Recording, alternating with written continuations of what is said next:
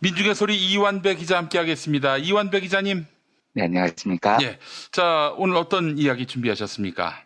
예, 오늘은 어제 못 전해드렸던 현대차 그룹 소식을 전해드리겠습니다. 음. 현대차 그룹이 드디어 순환출자 구조를 해소하기로 했다는 소식입니다. 아. 이 소식을 이해하기 위해서는 사실 칠판을 앞에 놓고 그림을 그려가면서 이야기를 하면 제일 이해가 쉬운데요. 이게 시각적으로 보면 전혀 어려운 이야기가 아니에요. 예. 그런데 이걸 말로 들으시면 뭔 소린지 조금 까다롭게 들리실 수도 있습니다.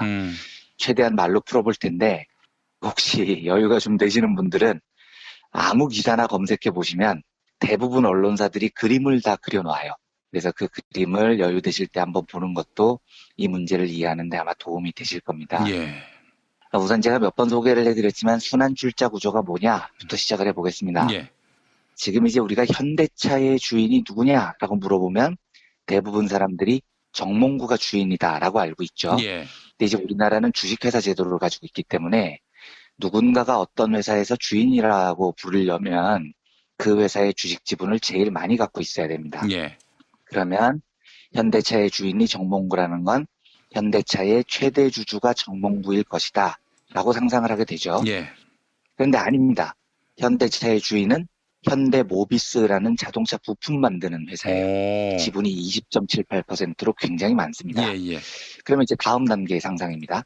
현대차의 주인이 현대모비스라면 정몽구가 아마 현대모비스의 주인이겠네 이런 생각이 들죠. 그래야 정몽구가 모비스의 주인이고 모비스가 현대차의 주인이니까 정몽구가 대빵이 되는 거겠지라고 생각할 수 있습니다. 그런데 이것도 아닙니다. 현대모비스의 주인은 기아차입니다. 기아차가 모비스 지분을 16.88% 들고 있어요. 예. 그러면 정몽구가 왜 주인이냐?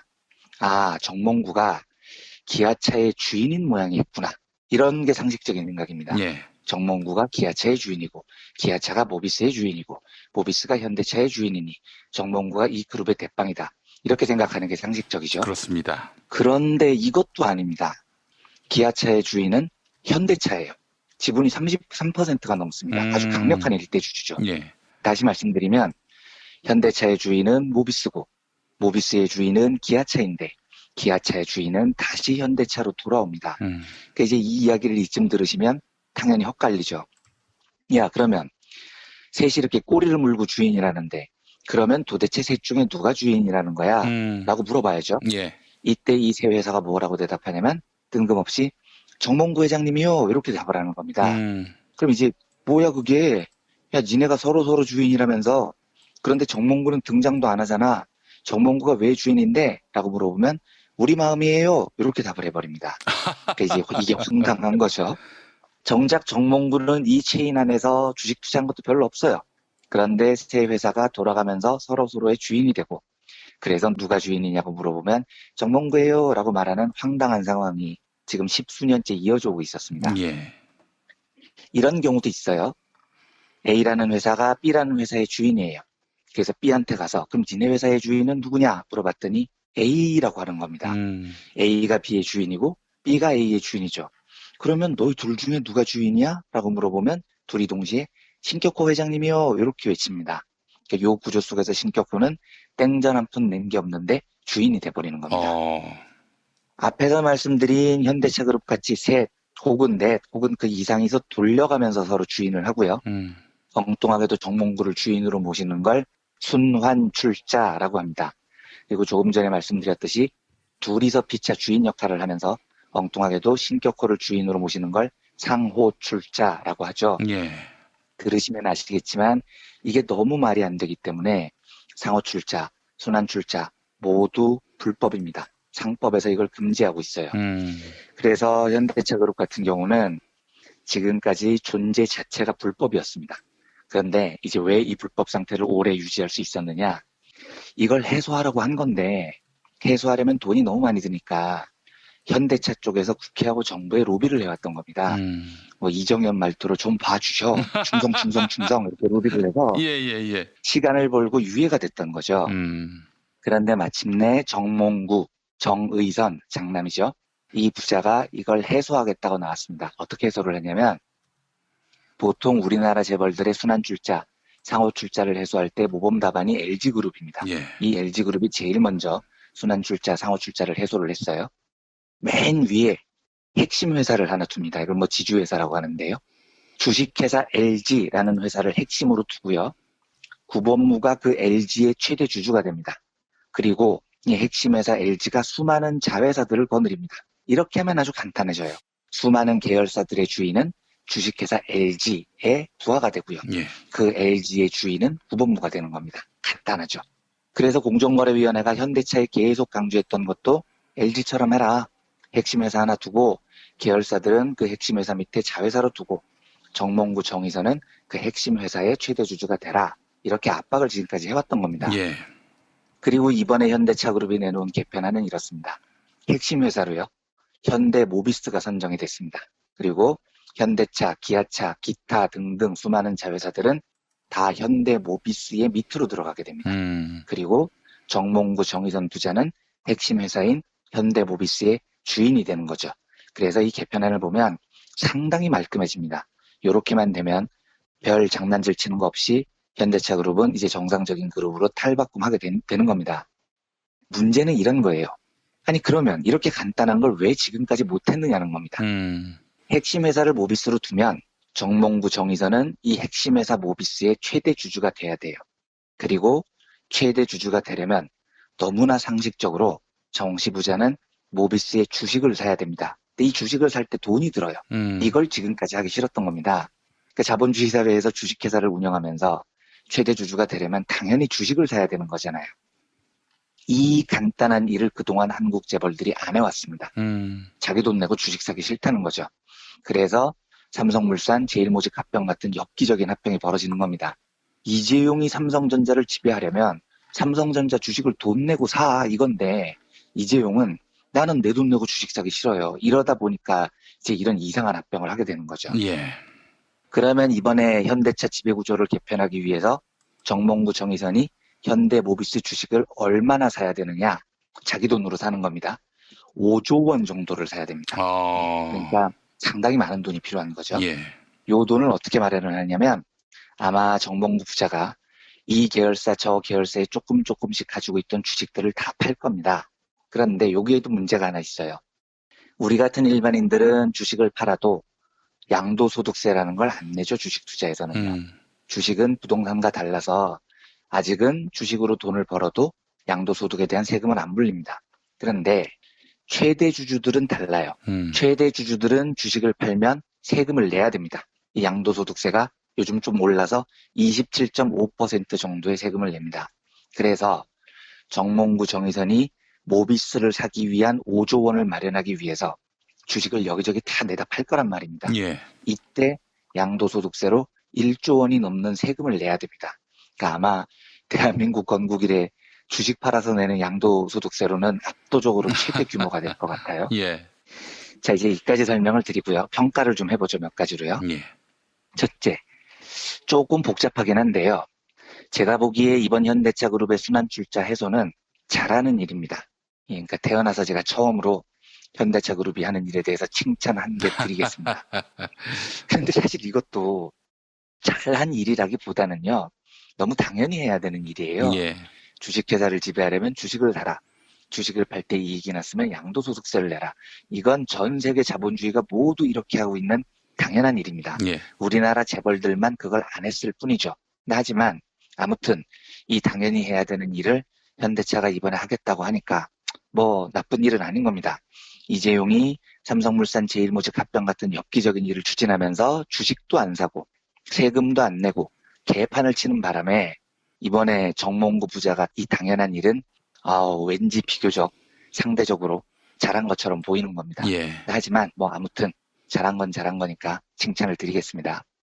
둘째로 그래서 정몽구 일가는 이번에 1조 원이 넘는 양도소득세를 내게 됩니다. 그런데 제가 보기에 이 1조 원이 넘는 세금은 자부심을 좀 가져도 좋을 것 같아요. 우리가 거둔 겁니다. 우리가요. 촛불혁명이 거둔 거예요. 그러니까 촛불혁명의 경제적 가치 이걸 계산을 해보면 최소한 1조 원은 이제 무조건 확보가 됐습니다. 무슨 말이냐면 현대차그룹이 이번에 이렇게 비교적 상식적인 방법을 쓸 수밖에 없었던 이유가 있습니다. 그러니까 원래 현대차그룹도 상당히 오랫동안 삼성하고 비슷한 편법을 쓰려고 굉장히 오래 고민을 해왔어요. 음. 그래서 이게 너무 복잡해서 자세히 말씀은 안 드리겠지만 얘네가 글로비스라는 물류 회사고요. 모비스라는 자동차 부품 회사를 합병을 하려고 굉장히 오랫동안 고민을 해왔습니다. 그러면 이 합병은 삼성물산 제일모직 합병에 버금가는 엽기적인 합병이 돼요. 예. 그리고 그 합병을 하면 얘네는 주식 안 사고도 태연하게 최대 주주가 될 수 있는 길이 열립니다.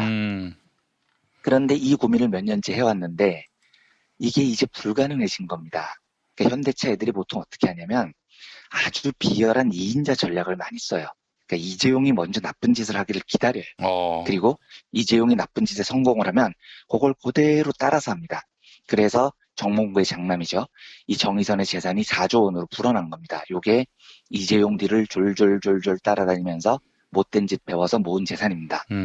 그래서 만약에 이재용의 삼성물산 제일모직 합병이 박근혜의 지원으로 무난히 성공했다면 현대차는 엊그저께 발표했던 저 정상적인 방식을 쓰지 않았을 겁니다.